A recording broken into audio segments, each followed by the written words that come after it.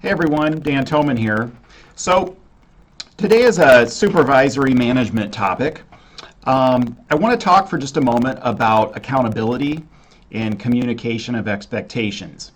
So when we think about accountability, we can start to think about things like progressive disciplinary procedure, write-ups, and kind of people tend to go on a negative when we think about those topics. But really, accountability is ensuring that we've communicated expectations to all of our team members and then coached them through the process, provided feedback, and provided some, we can say corrective measures, but it's really coaching. And accountability is just that touching base with our team members to see their comfort level with procedures, maybe where we can improve, and taking a bit more of a consultative approach with folks. I think sometimes where we drop the ball across the board, and especially young managers can fall into this rut, is when we don't properly communicate expectations to folks and clearly communicate our expectations. And this doesn't make any difference what role we're talking about or what department we're talking about or even what level we're talking about. A team member needs to feel confident in their role, and when they're confident, that means that they know what's expected and they've got the tools to accomplish the tasks that are expected of them. So we can't quite hold them accountable to expectations if they don't know expectations, and also if we haven't ensured that they've got the tools they need to accomplish our expectations. So that brings me to another topic. Checking to be sure that our team members have the basic tools they need to accomplish expectations before we can actually really hold them accountable. You need to keep in mind that tools are a lot of things. Tools are technology that works. Tools are things like if we're expecting our team members to present a professional appearance, tools can be things such as name bags, or name tags, and uniforms. Tools are the linens they need. Tools are, gosh, I could go on and on. The items that the maintenance team needs to have on their preventative maintenance cart. If we're telling them they need to change out the filters for air handler units, have we released the funds so that they can purchase the filters? It can go that basic. But we can't ask people to do things that we haven't given them the tools or the wherewithal to accomplish. And that goes back to training as well. So this is all going to be accomplished through that continuous feedback, coaching, communication of expectations. We have a coaching form, that's true. The coaching form has a plan on it. So you're going to set up an action plan for when we need to perhaps work towards a solution, work towards rectifying something that we might not be doing quite right. That coaching form, some folks can look at it almost as a pre-write-up. I don't really look at it that way. In my eyes, the coaching form can be used and should be used far more often than it really is.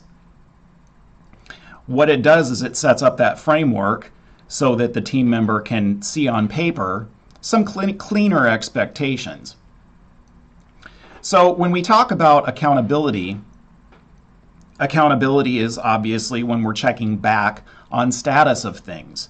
We're checking back on status of goals that we've set with our team members. So you need to keep in mind, though, that when we talk about accountability,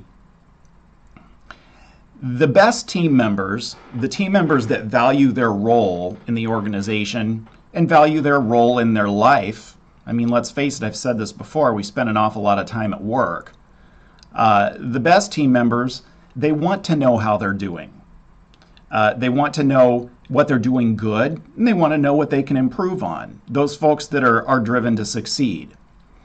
You got to keep in mind, though, the best won't hang around the worst for too long, folks. So when we go back to accountability, if we've got team members that just aren't getting it, It's one thing to not get it, but it's one thing to not put forth the effort to not get it. Did that make sense? Anyways, it's one thing to not put forth the effort.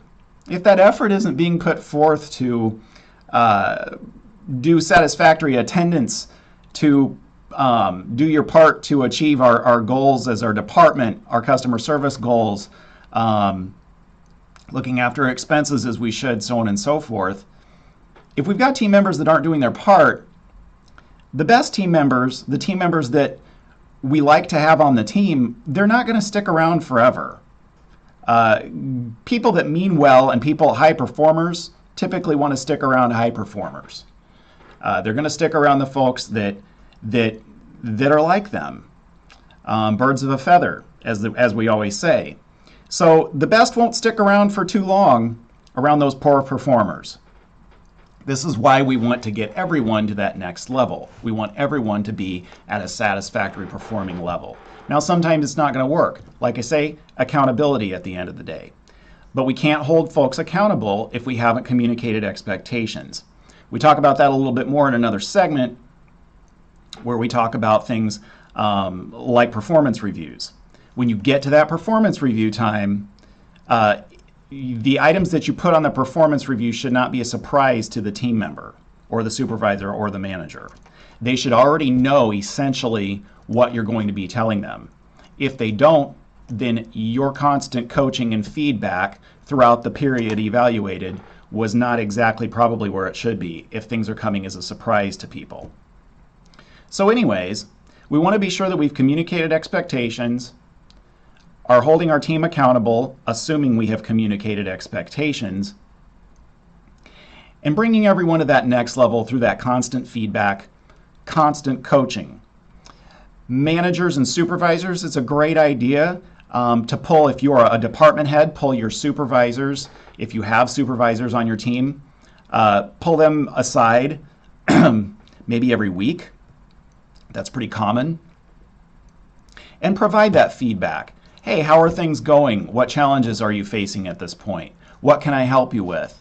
What areas of your responsibility do you seem or do you feel like you might need some extra education on that we can work through so that you can improve?